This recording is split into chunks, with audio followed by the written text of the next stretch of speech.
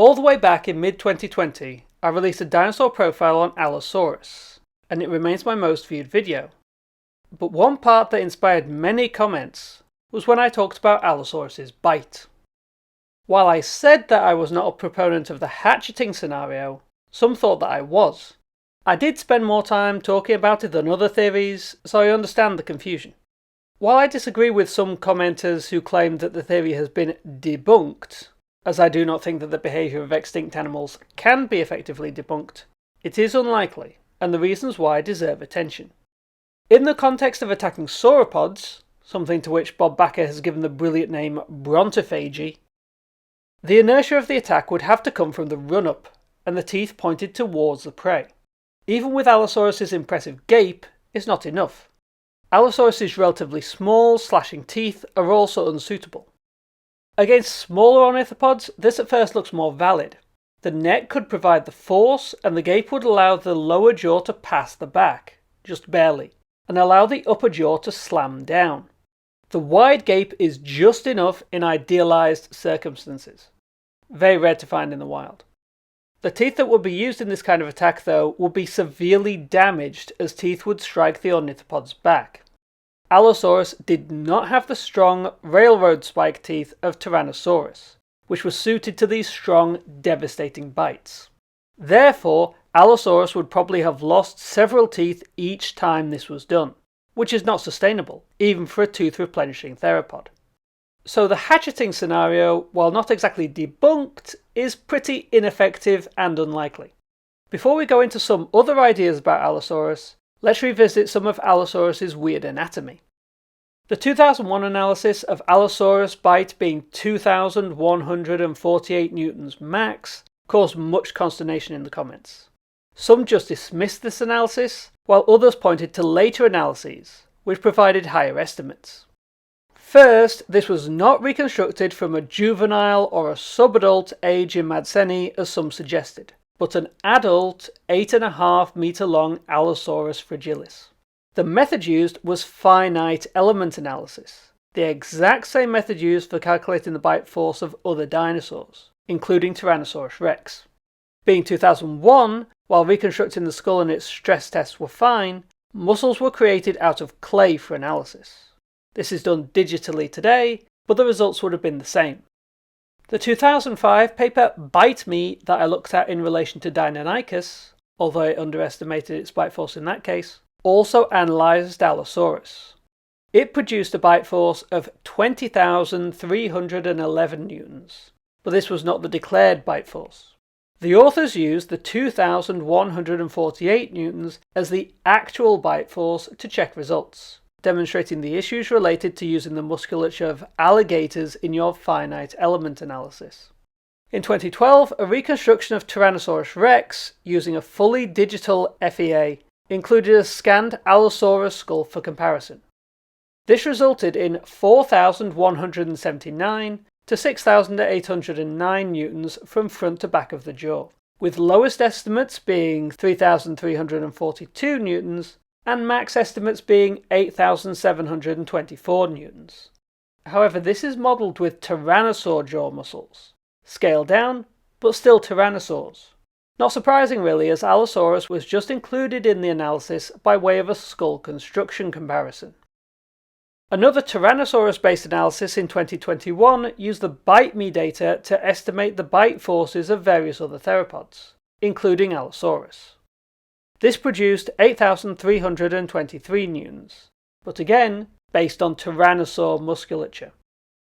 Most studies still refer to the 2001 analysis bite strength, not because of the conclusion of the hatcheting scenario, but because the methodology was focused on Allosaurus specifically and is still sound. One reason for these weaker than expected jaw muscles was the gape. It's generally understood that the wider the gape, the less force the muscles can exert. In Allosaurus, this was intensified by the muscles being closer to the joint. It allowed the jaw to open wider, but had poor leverage when closing. A study in 2015 looked specifically at Allosaurus, in addition to Tyrannosaurus and Erlikosaurus, modelling the tension of 8 jaw muscles. It was found that if the resting gape was 3 degrees, the optimal gape was 28 degrees, but the maximum limit at which muscle contractions could still close the jaw was 79 degrees. This increased to 92 degrees, which is terrifying when the resting gauge was set to 6 degrees. Another strange part of Allosaurus' jaws were the teeth. For a theropod of its size, they were fairly small. This is clear when you compare them to Ceratosaurus, another Morrison Formation large carnivore. They were also sharp slashing teeth, as I mentioned before, unsuitable for high-impact biting. Bob Backer interpreted all this, and the muscular neck, as delivering slashing bites to their prey. Using their neck, which could deliver the head downward with force, Allosaurus would rake its teeth through its prey's skin and flesh, creating serious wounds. Several could be enough to bring down a sauropod through severe blood loss. Ken Carpenter was of the opposite opinion. While he only edited Bite Me, its assessment of Allosaurus' jaws agreed with Ken's earlier analysis of Allosaurus' arms, apparently being well adapted to grasping moderately large prey, while the jaws could withstand holding small, struggling prey. While none of this could be used to reject Allosaurus preying on sauropods in hatchet or slashing attacks, Ken thought that Allosaurus was better suited to feeding on smaller prey. Then you have Pahl and Ruedus in 2021, a pair of biologists from Portland State University. Not paleobiologists, just biologists. That's not a dig at biologists, but I have no idea what they are doing in this study without a paleontologist or geologist collaborating. This lack of paleontological perspective will prove consequential.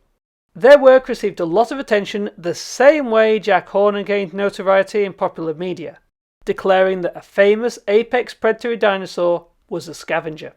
Most of the paper covers their computer simulation and parameters of Allosaurus and sauropods. Their model suggests that sauropods dying of natural causes would be able to feed even the huge population of Allosaurus seen in the Morrison Formation, as each sauropod was so massive.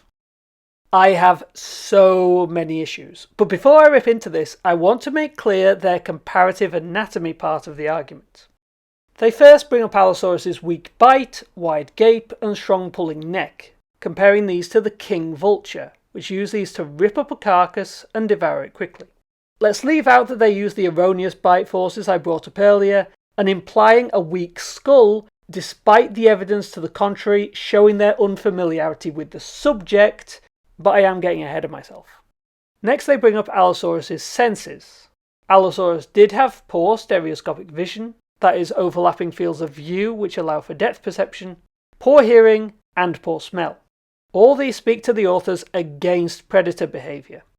They are generous in saying that Allosaurus may have been able to hunt on occasion when the conditions were right, noting that even the Andean condor has been recorded hunting and killing small prey, but that Allosaurus' survival was based on how much carrion was available and that it was poorly adapted to active predation.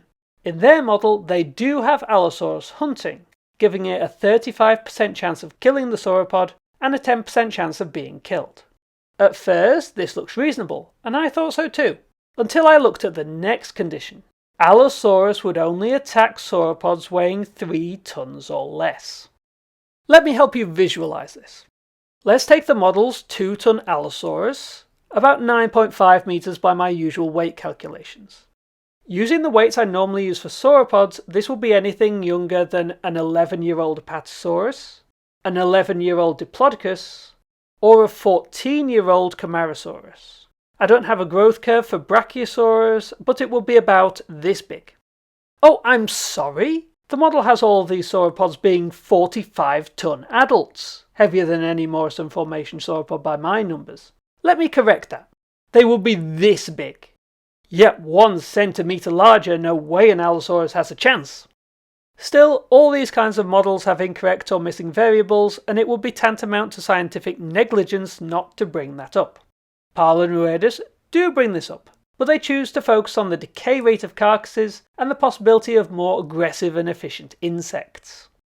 Let me continue my criticism with the model regarding the sauropod birth rate. This is not because these are biologists, as I have seen many models by paleontologists make this mistake.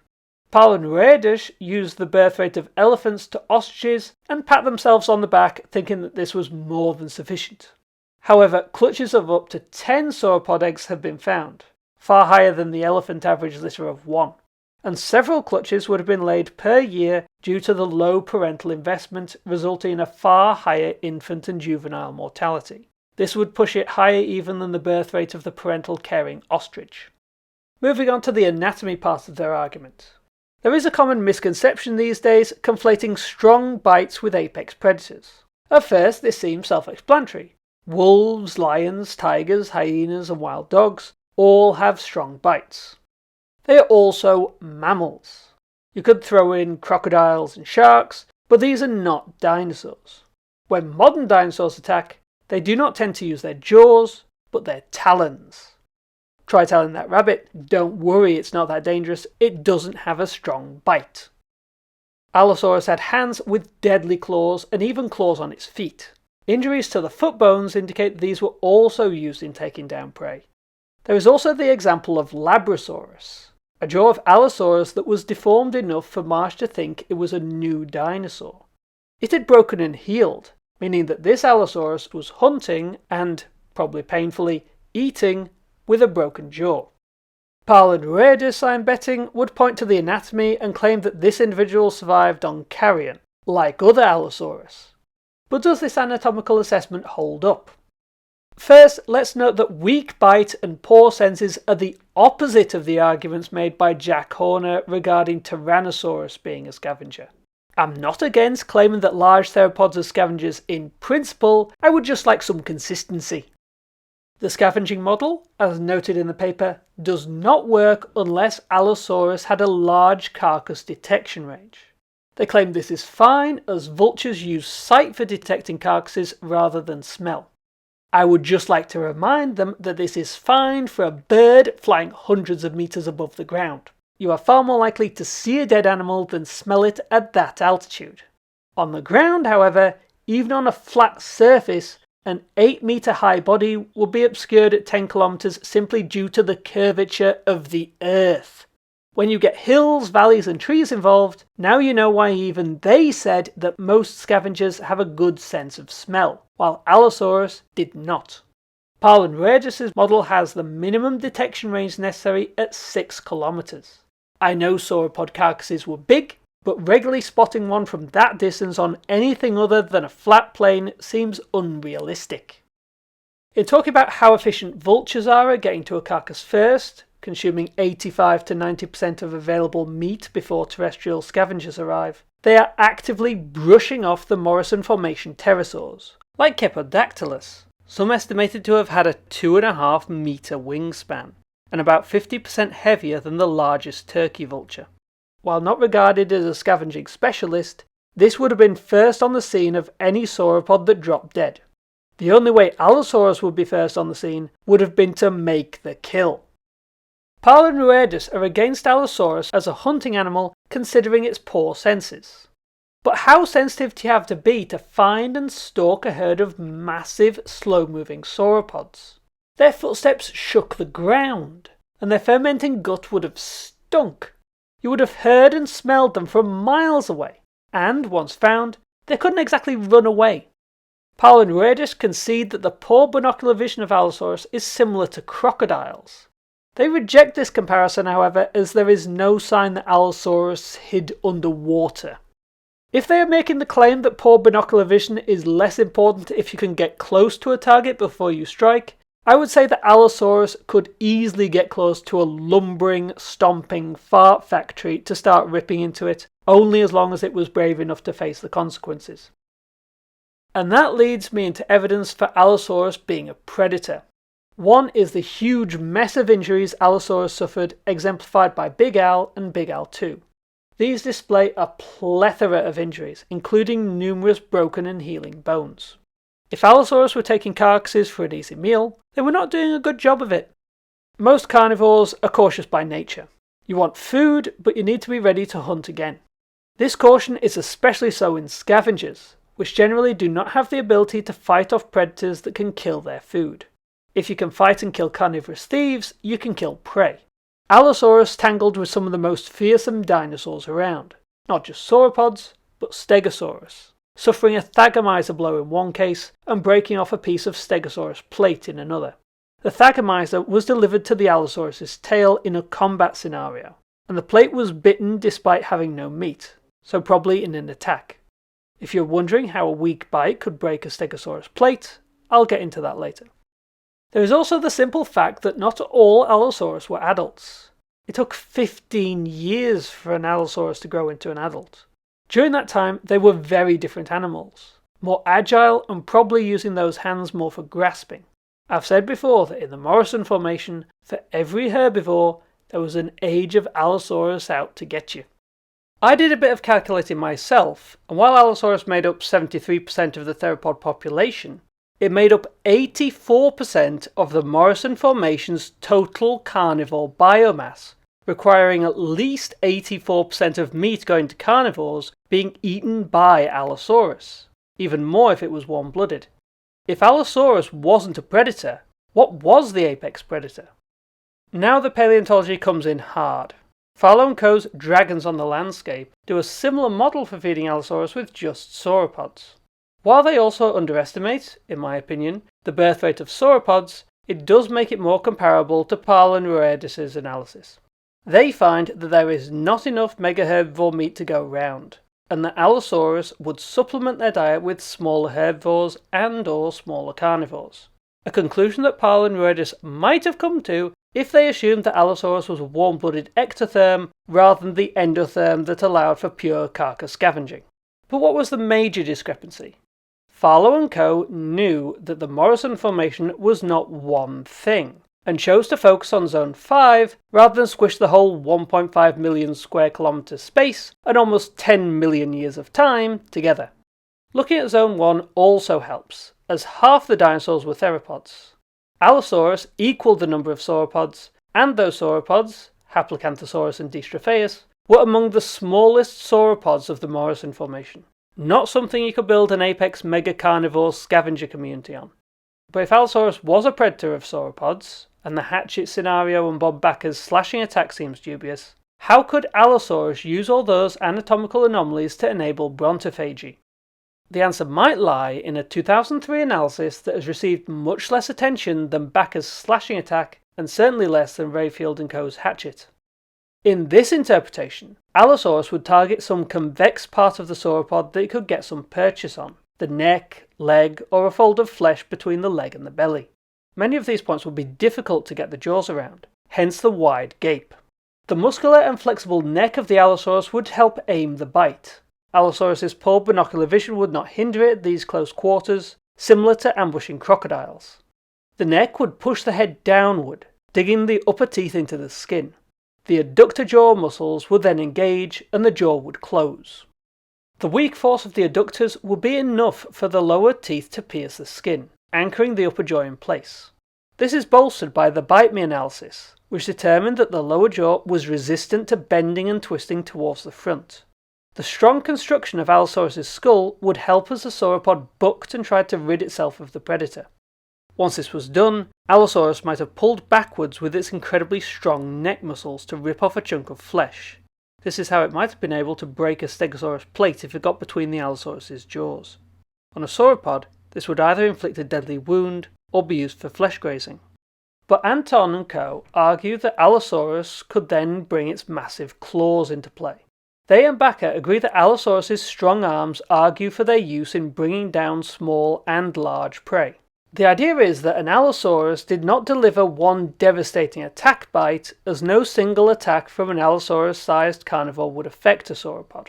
However, a biting, slashing, fierce assault of claws and teeth, particularly by multiple Allosaurus at once, on a young, old or sick sauropod would have been devastating. Also, little chance of dying of natural causes if you're killed when you get old or sick. Allosaurus' attack strategy is under constant debate, but this is the one I'm going with for now, as it highlights the apparent shortcomings of Allosaurus and shows how they could be used to its benefit. Of course, no carnivore is a pure predator or pure scavenger, as begrudgingly pointed out by Parl and Roedis, and large Allosaurus would rather scare off others from a kill than do the work themselves.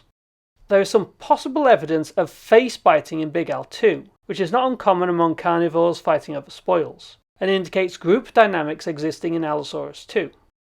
The Cleveland Lloyd dinosaur quarry also indicates that Allosaurus was not averse to scavenging, but being so dominant a large carnivore in the Morrison Formation, with everything else that we know of Allosaurus, to deny it being a capable predator seems absurd to me. Full disclosure, Allosaurus is my favourite dinosaur. Its dominance of late Jurassic North America with its unusual features made it first a curiosity and then a favourite as I grew to understand it. They lived dangerously, receiving terrible injuries, but kept going. How can you not love an animal that had a massive tail spike break off in its tail and carry on? Big Al and Big Al 2 are examples of dinosaurs that kept getting knocked down, but kept getting back up until a foot infection and a flood, respectively, proved too much.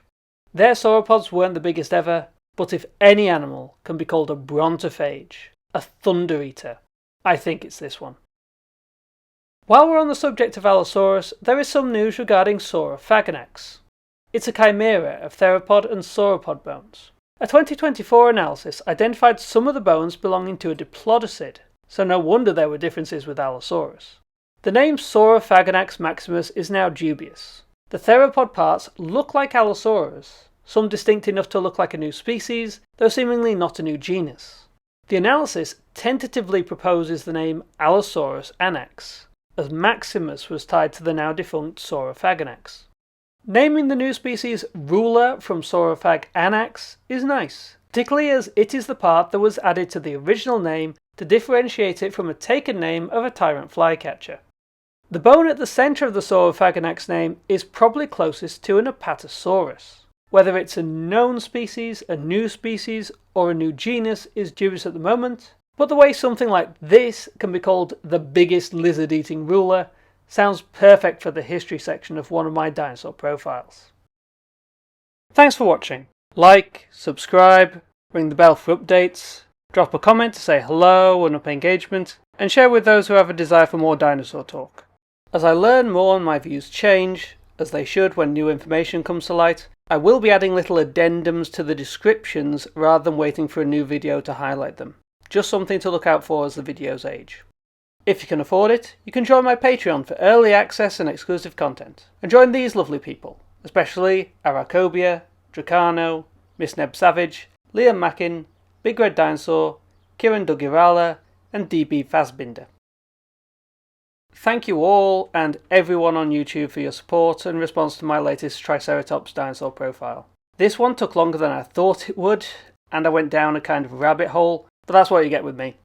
While writing the episode on the Morrison Formation is going to get weird, I'm planning to put out some more videos on Patreon. I will be posting about them as always on this channel. See you next time.